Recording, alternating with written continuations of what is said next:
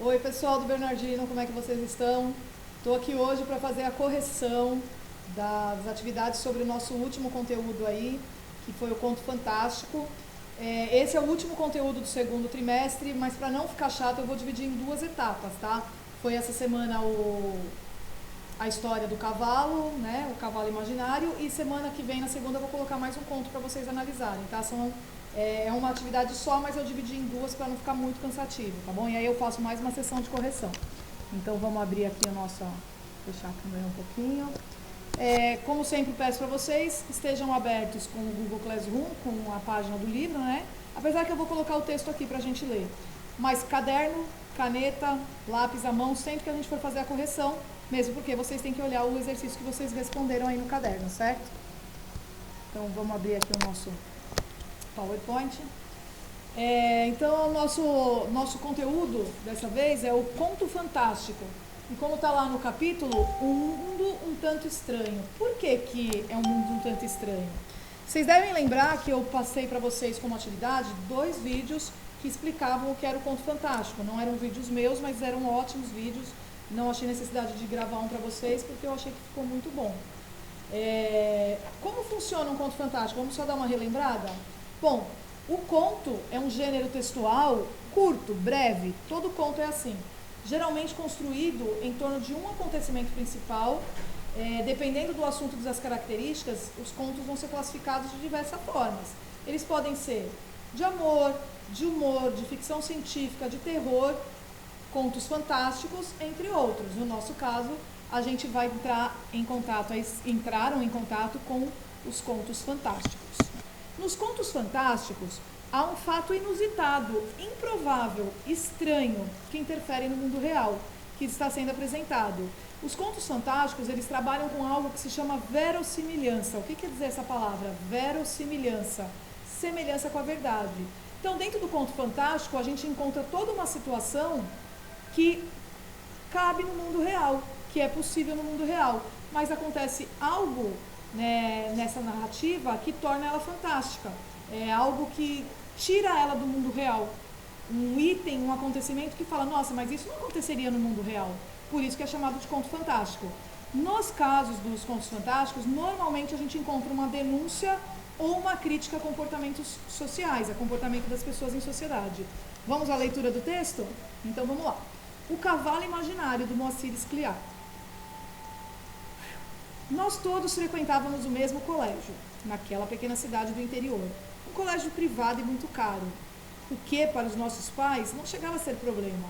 Éramos meus amigos e eu, filhos de fazendeiros. Nossos pais tinham grandes propriedades e tinham muito dinheiro. Nada nos faltava. Andávamos sempre muito bem vestidos, comprávamos o que fosse necessário para o colégio e gastávamos bastante no bar da escola. Aos domingos, nos reuníamos para andar a cavalo. Cavalos não faltavam na fazenda de nossos pais, animais de puro sangue e bela estampa. Cada um de nós tinha sua própria montaria. E não estou falando de pôneis, aqueles cavalinhos mansos.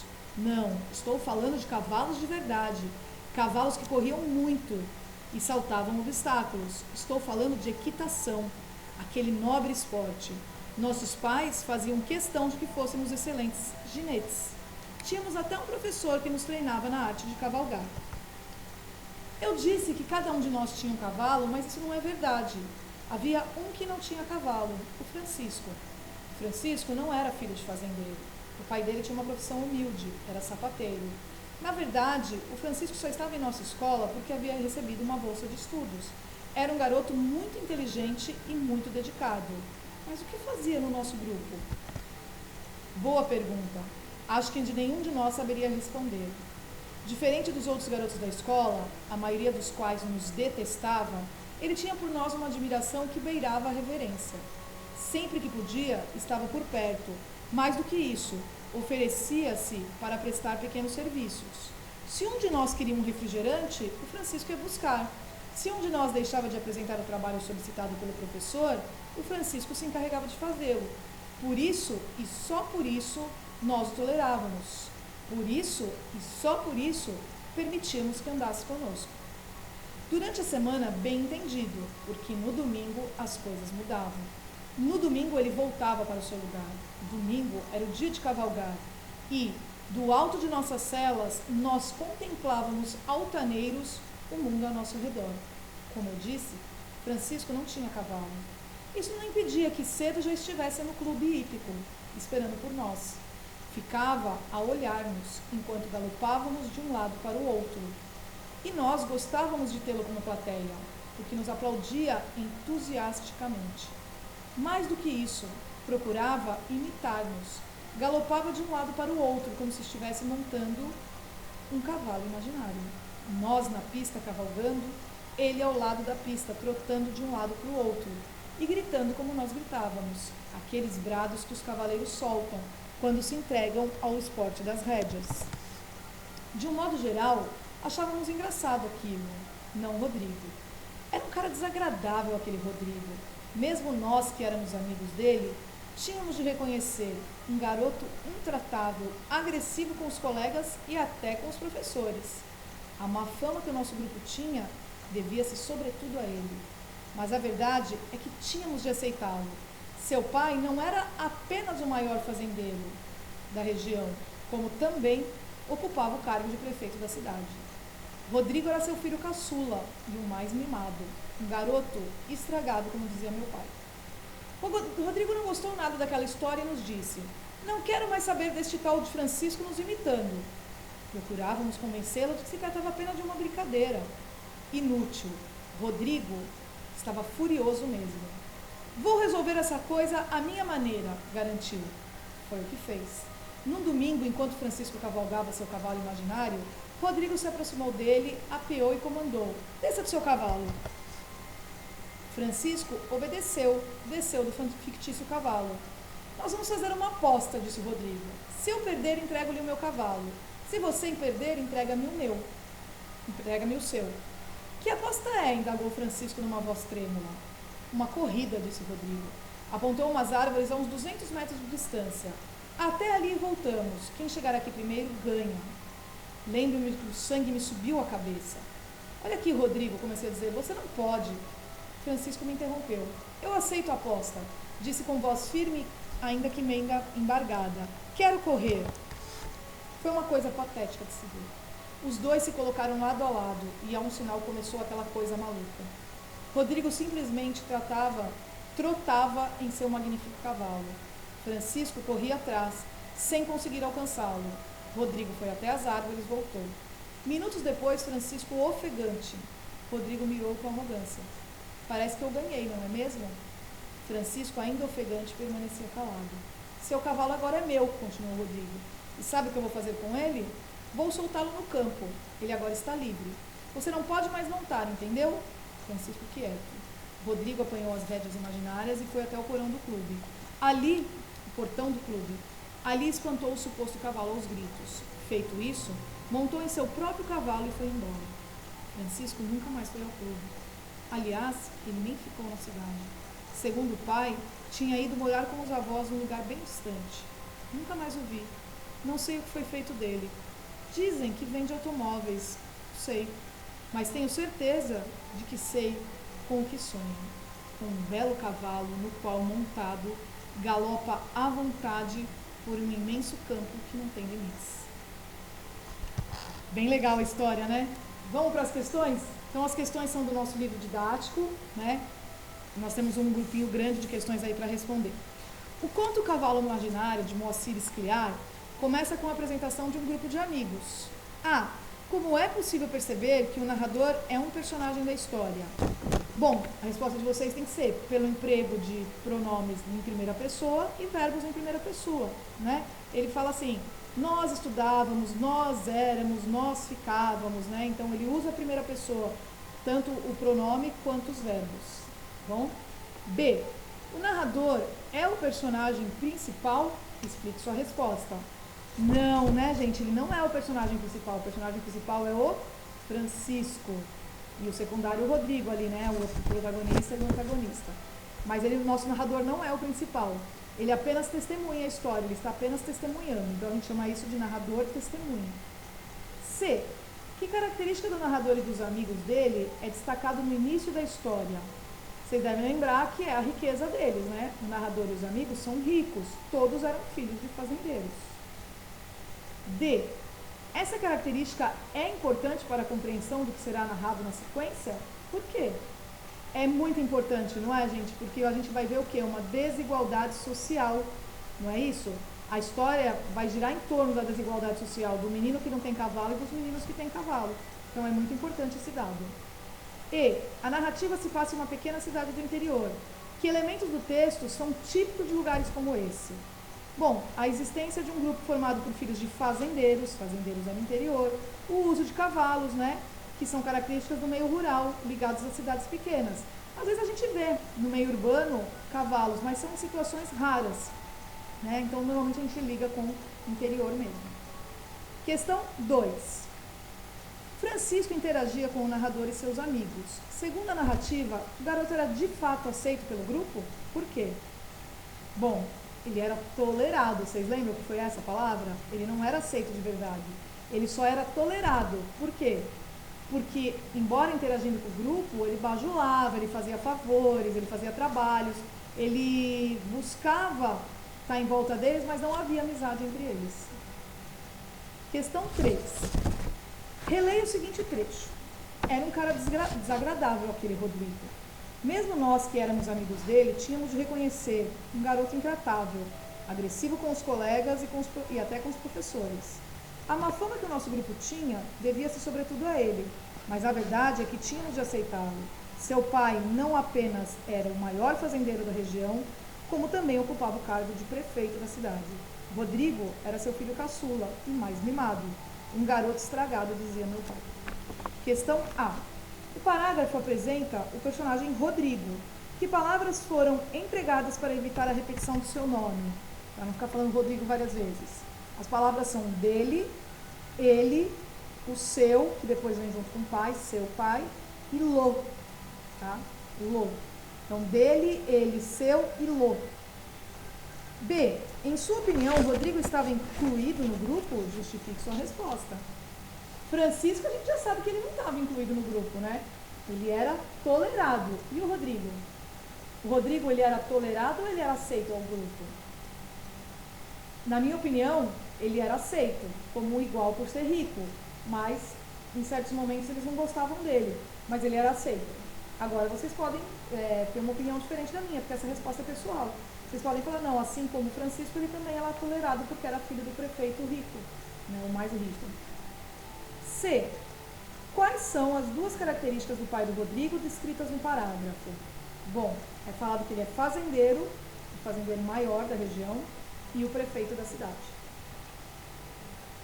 D. Que par de expressões é responsável por indicar a soma dessas características? Nessa parte do texto tem palavras que somam essas características. Vocês lembram quais são?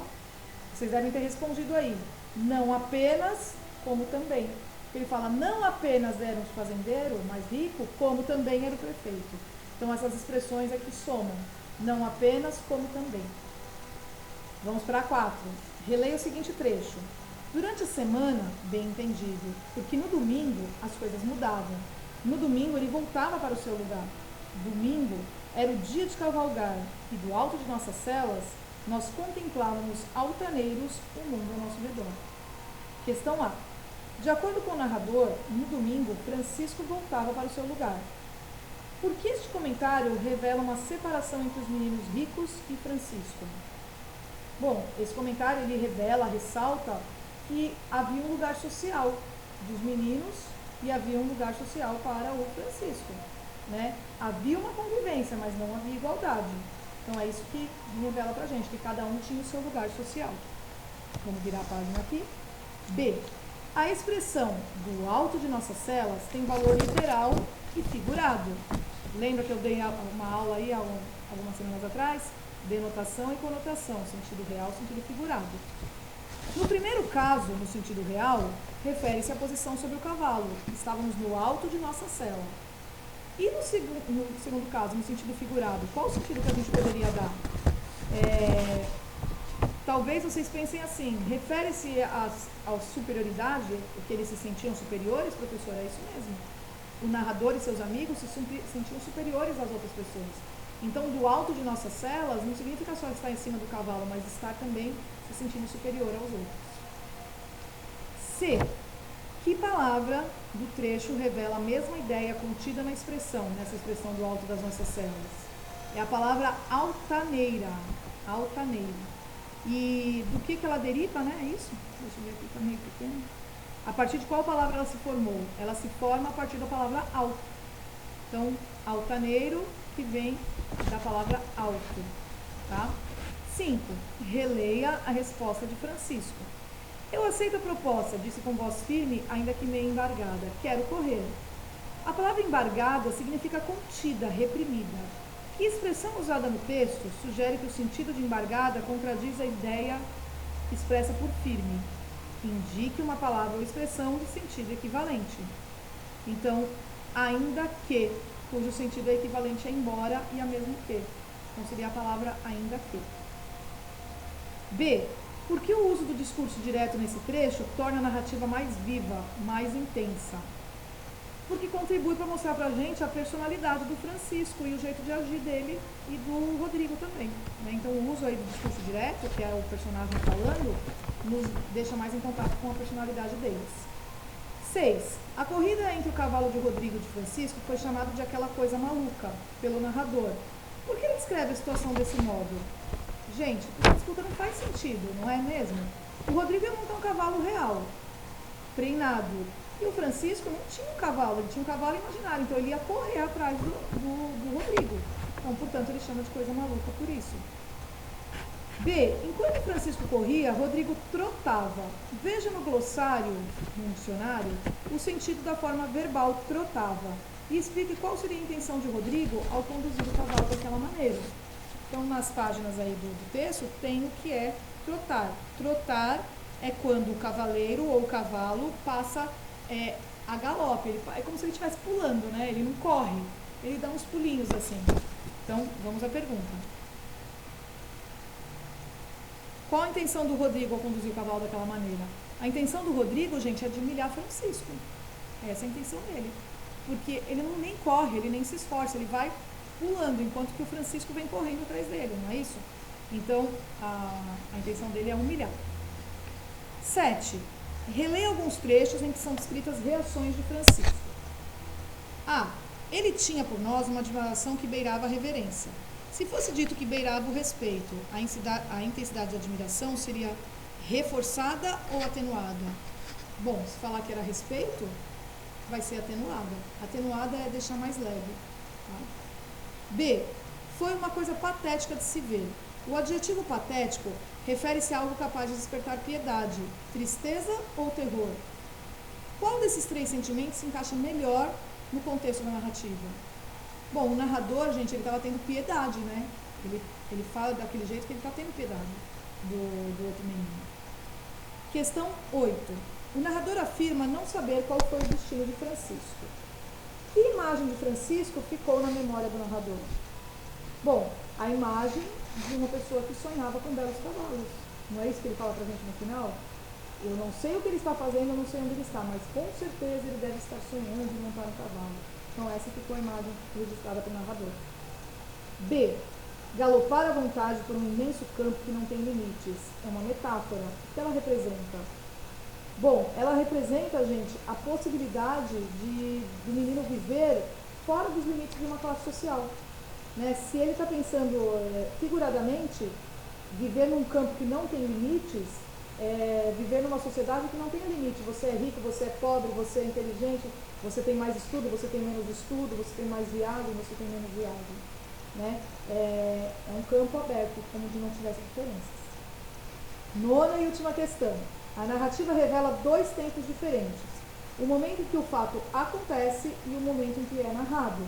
A. Como é possível saber que o narrador, no momento que contou a história, já era adulto? Bom, vocês devem lembrar que ele fala no final do conto assim: ouvi dizer que ele se tornou um vendedor. Então, tornou-se um vendedor, quer dizer que foi para a sua vida adulta. Ou seja, ele está relembrando essa história como adulto também. Ele está adulto relembrando, porque se ele ouviu dizer que o outro virou vendedor, quer dizer que ele também cresceu. E também tem alguma profissão. B.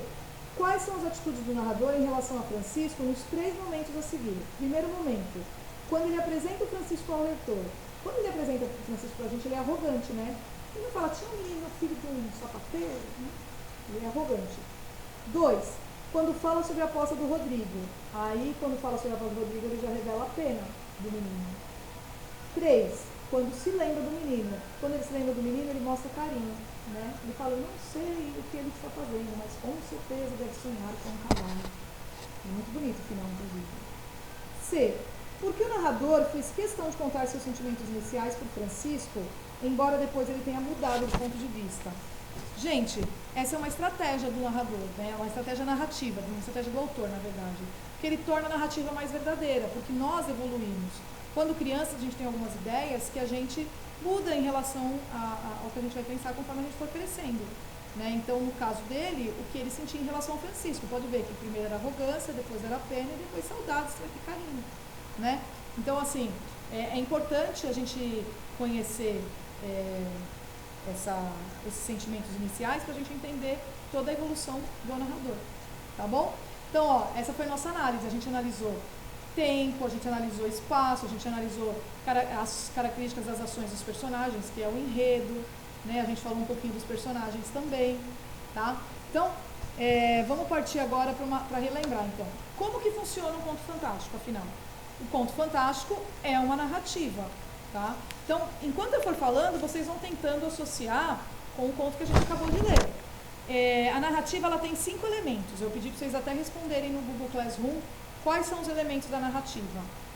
São eles: espaço, que é o lugar onde acontece a história; tempo, que é a passagem de tempo da história, mostra a infância, mostra adulto; personagens, quem são os personagens envolvidos na história; narrador, quem conta a história, que pode ser em primeira pessoa, pode ser em terceira, né?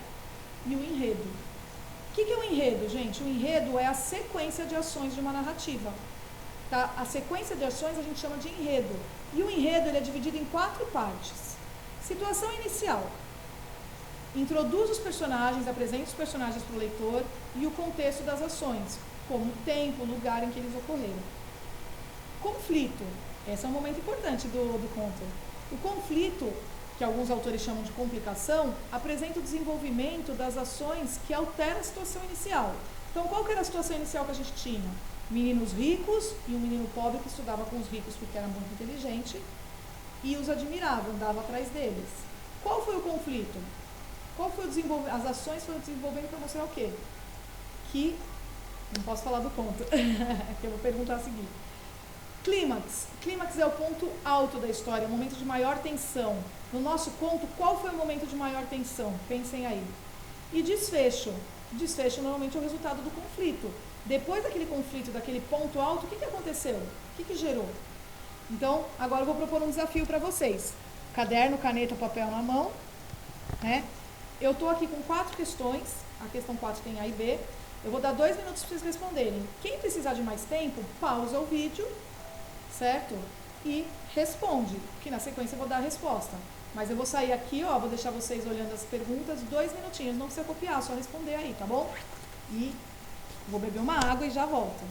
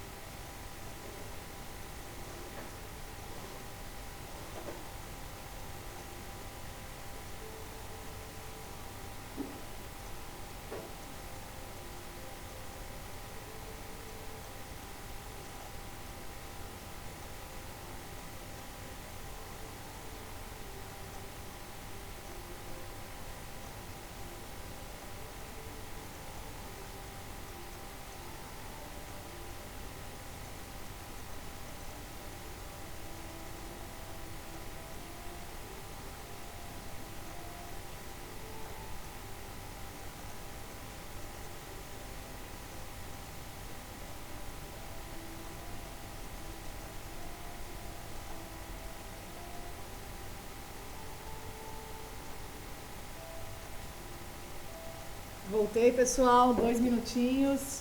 Quem precisar de mais tempo, dá um pause agora, tá bom? Então vamos lá as perguntas. Que fato desestabiliza os acontecimentos? Isso é, dá início ao conflito.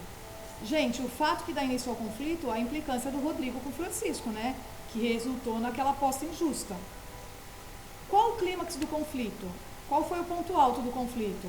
Foi o momento em que o Francisco aceitou a aposta e aceitou participar da corrida. E ocorreu a corrida. Esse é o clímax, né? A gente fica tenso e aí vai acontecer essa corrida, vai acontecer e acontece.